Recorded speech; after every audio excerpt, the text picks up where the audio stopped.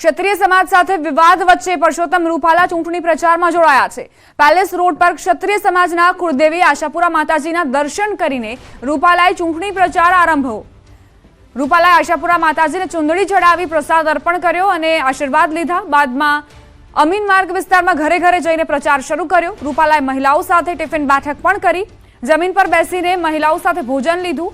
સાંસદ મોહન કુંડારિયા સહિતના ભાજપ આગેવાનો અને મહિલાઓ સાથે જમીન પર બેસીને રૂપાલાએ ટિફિનનું ભોજન જમ્યા। આ પ્રસંગે મોહન કુંડારિયાએ કહ્યું કે જેના અન્ન એક તેમના મન પણ એક હોય છે। તો પરસોત્તમ રૂપાલાએ વિરોધ છતાં પોતાનો પ્રચાર શરૂ કરી દીધો છે। ભાજપ હાઈકમાન્ડ પરથી જે લીલી ઝંડી મળી ત્યારબાદ રૂપાલા એક્શનમાં આવ્યા છે। ઘરે ઘરે જઈને મતદારોને રીઝવી રહ્યા છે। જે પ્રધાનમંત્રી મોદીની ગેરંટીઓ છે અને જે રોડમેપ તૈયાર કરવામાં આવ્યો છે વિકસિત ભારત એટ 47 પર, તે અત્યારે કેન્દ્રમાં છે અને તેને લઈને જ મત માંગી રહ્યા છે પરસોત્તમ રૂપાલા।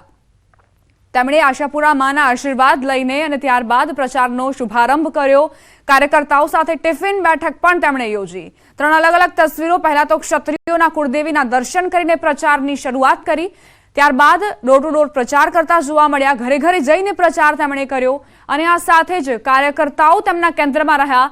મહિલા કાર્યકર્તાઓને આહવાન કરવામાં આવ્યું હતું કે એક બેઠક મળશે અને આ ટિફિન બેઠક રહેવાની છે, એટલે મહિલાઓ પોતાના ઘરેથી ટિફિન લઈને આવી અને પરસોત્તમ રૂપાલાએ તે ટિફિનમાંથી જમ્યું પણ।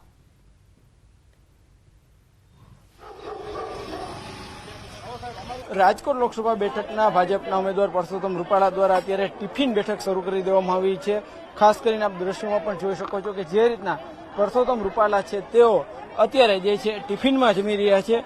હાલ જે રીતના વાત કરવામાં આવે તો તેઓ દ્વારા જે છે અહીંયા મહિલાઓ દ્વારા અલગ અલગ ટિફિન લાવવામાં આવ્યું હતું અને જમીન ઉપર બેસીને તેઓ છે અત્યારે ટિફિન જમી રહ્યા છે। ખાસ કરીને જે ભોજનમાં પણ આપ જોઈ શકો છો કે તેમના માટે ખાસ લાડુ, ચૂરમાના લાડુ, બાજરાના રોટલા સહિતનો જે છે એ જે જમવાનું તેમના માટે લાવવામાં આવ્યું હતું અને તેઓ હાલ જે છે તે ભોજન આરોગી રહ્યા છે। ખાસ કરીને આ કહી શકાય કે આ પ્રચારની અનોખી રીત પણ છે અને અનોખી રીત પ્રમાણે જ તેઓ જે છે અત્યારે પ્રચાર કરી રહ્યા છે। આ જે છે મોહન કુંડારિયા છે રાજકોટ લોકસભા સાંસદ, તેઓ પણ તેમની સાથે છે। તો સાથે સાથે રાજ્યસભાના સાંસદ રામભાઈ મોકરિયા છે। આ ઉપરાંત મહિલા ધારાસભ્ય પણ છે। તેઓ અત્યારે જે છે ટિફિન આરોગી રહ્યા છે। બેન, ખાસ કરીને આજે જે રીતના સવારમાં રૂપાલા સાહેબે આશાપુરા માતાજીના દર્શન કર્યા હતા, અત્યારે તેઓ જે છે ખાસ કરીને સ્ત્રીઓ વચ્ચે આવ્યા છે અને કે મહિલાઓ વચ્ચે આવ્યા છે, કઈ રીતના જોવો છો? બધા જ બહેનોનો આજે અહીંયા ટિફિન બેઠકનો કાર્યક્રમ હતો અને આજે ટિફિન બેઠકનો ઉદ્દેશ છે આપણા લોકસભાના ઉમેદવાર આદરણીય પરસોત્તમભાઈ રૂપાલા સાહેબનો છે। ત્યારે અહીંયા જે સ્વાવલંબી બહેનો છે, સ્વાવલંબી બહેનોને મળી શકે અને એમને પ્રોત્સાહન આપી શકે અને એમની સાથે બેસીને આ ભોજનનો આનંદ માણી શકે, એ મુખ્ય ઉદ્દેશ આજના આ કાર્યક્રમનો છે અને ખૂબ સારી રીતે બહેનો ખૂબ ખુશ છે અને બધા જ સાથે બેસીને અમે આજે અહીંયા ટિફિન બેઠકનો આનંદ માણી રહ્યા છીએ। જે સાંસદ સભ્ય છે મોહનભાઈ, તમે પણ એક ટિફિન બેઠકમાં ભાગ લીધો છે, શું કહેશો? ખાસ કરીને આજે રૂપાલા સાહેબે જે અમરેલીની સિસ્ટમ હતી, ધારાસભ્ય ત્યારે દર શનિવારે, મહિનાનો છેલ્લો શનિવારે ટિફિન બેઠક રાખતા। ઘણા ધારાસભ્યો આને ધ્યાનમાં રાખીને રાખવા માંડ્યા હતા। આજે સાહેબે પણ લોકસભા સીટના ઉમેદવાર તરીકે આ બહેનોની વચ્ચે ટિફિન બેઠક રાખવાનો 2 દિવસ પહેલા નિર્ણય કર્યો હતો। એના ભાગ રૂપે આજે બધા અમે ટિફિન લઈને આવ્યા છે। જેના અન્ન ભેરા એના મન ભેરા ને કાર્યક્રમ પણ થયો અને સાથે બેન જમી અને આનંદ પણ માણ્યો। Thank you Mohanbhai. ખાસ કરીને જમીન ઉપર આજે સાહેબ બેઠા છે, આપણે પણ બેઠા છો, પણ આ ગામડાની એક સિસ્ટમ છે, વર્ષો સુધી જમીન ઉપર બેસી જમ્યા છે ને આજ પણ ઘરે જમીન ઉપર બેસી જમીએ છે, એટલે કે આ નવું નથી અમારા માટે। આ ચોક્કસથી હાલ જે રીતના કહેવાય કે 3 જે છે સાંસદ સભ્ય અત્યારે જમીન ઉપર બેસીને જમી રહ્યા છે, દ્રશ્યો સામે આવી રહ્યા છે। કેમેરામેન કેવિન નિમાવત સાથે હાર્દિક જોશી, ન્યૂઝ 18 ગુજરાતી, રાજકોટ। મારા મનમાં એવી ઈચ્છા હતી કે આપની આ બહેનોની મિટિંગમાં આપણે ટિફિન બેઠક સાથે એના ભાગરૂપે અમારા બધા આગેવાનો પણ ટિફિન લઈને આવેલા હતા, કેટલાક બહેનો પણ ટિફિન લઈને આવેલા હતા। એક પ્રકારે ટિફિન બેઠકની વ્યવસ્થા જે મારા જાહેર જીવનના કાર્યક્રમોનો એક ભાગ હતો એ તરફ સંકેત જાય એ માટે આજે અમે ટિફિન બેઠકના મંગલાચરણ રૂપાલાના પ્રચાર પર ક્ષત્રિય આગેવાને નિવેદન આપ્યું। રાજપૂત સંકલન સમિતિના મુખ્ય સંયોજકે નિવેદન આપ્યું કે મુખ્ય સંયોજક રમજુભા જાડેજાની પ્રતિક્રિયા એ છે કે ક્ષત્રિય સમાજના કાર્યક્રમો યથાવત છે, ક્ષત્રિય સમાજની માંગ પણ યથાવત છે। ઉમેદવારના પ્રચારથી અમને ફેર નથી પડતો। જે વ્યક્તિગત રીતે જોડાયેલા હોય તે ઠંડા પડી શકે. આવા લોકો આઘા પાછા કે ઠંડા પડ્યા હોઈ શકે, તેનાથી કોઈ શંકા કરવાની જરૂર નથી. સત્તાવાર રીતે ક્ષત્રિય સમાજના કાર્યક્રમો યથાવત છે અને એમની માંગ પણ યથાવત છે. ઉમેદવાર કે સામાન્ય વ્યક્તિ તો પોતાની રીતે જે કરતા હોય રાજકીય રીતે કરે, એમાં અમને એટલો બહુ ફેર પડતો નથી. રાજપૂત સમાજને ખાસ અપીલ કરું છું કે જે કોઈ કાર્યકરો વ્યક્તિગત ચળવળથી જોડાયેલા હોય એ કદાચ આઘા પાછા થયા હોય કે ઠંડા પડ્યા હોય કે એના કારણસર કદાચ એક બેદી આઘા પાછા હોય, એનાથી કોઈ પણ જાતની શંકા કુશંકા કરવાની જરૂર નથી. સંકલન સમિતિની માંગ યથાવત છે. સમાજમાં કોઈ ફાંટા નથી તેવું નિવેદન તેમણે આપ્યું. પક્ષ સાથે જોડાયેલા હોય તે સાથે ફરે. ગોંડલમાં જે થયું તે બાદ પ્રતિક્રિયા બધાએ જોઈ.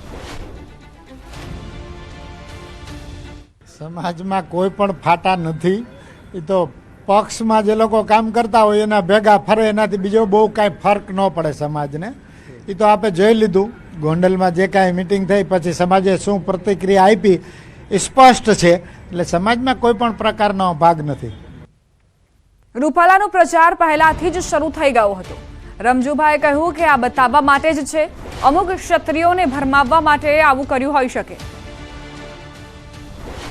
એમનો પ્રચાર પહેલાં જ ચાલુ થઈ ગયો છે. ખાલી આ તો એક બતાવવા માટેની વાત છે.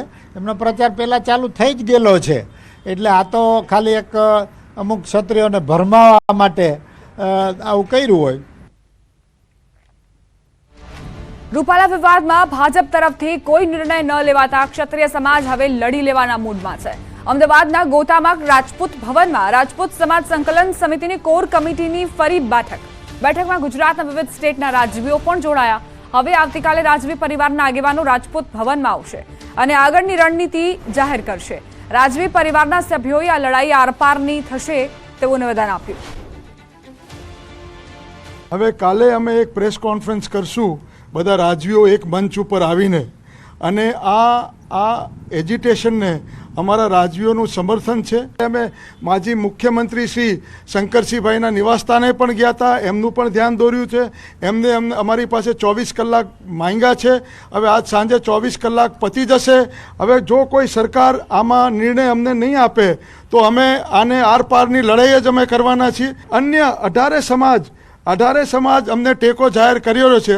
હવે મુદ્દો એ છે કે જ્યારે અમારામાં શક્તિ હતી 562 રજવાડા દેવાની, તો તમારામાં એક નોમિનેશન ફોર્મ પાછું ખેંચવાનું શક્તિ નથી. અમારી બધી ઉત્તર પ્રદેશથી લઈને બિહારથી લઈને દક્ષિણ ભારત સુધી બધે અમારા રાજા રજવાડાઓની સાથે સંપર્ક થાય છે અને આ આખું મુવમેન્ટ અમે પેન ઇન્ડિયા ઉપાડવાના છીએ. કાલે જે કંઈ સ્વરૂપ લે આ આંદોલન, એની અમારી કોઈ જવાબદારી નૈતિકતા રહેતી નથી.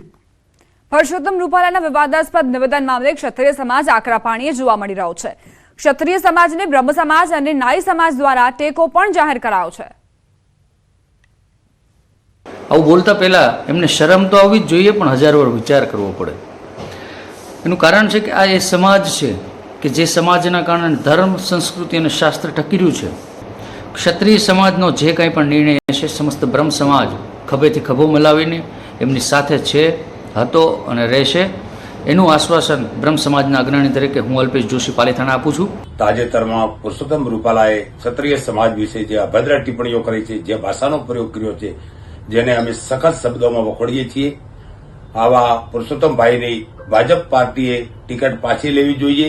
જો ટિકિટ પાછી લેવામાં નહીં આવે તો ક્ષત્રિય સમાજનું જે આંદોલન ચાલે છે એને અમારો ટેકો છે. વાત હવે મહાસંગ્રામની.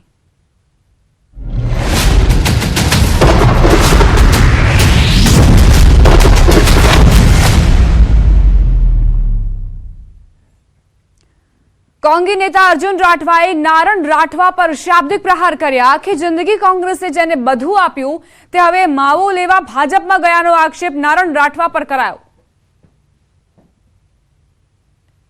કોંગ્રેસ નેતાના નારણ રાઠવા પર પ્રહાર.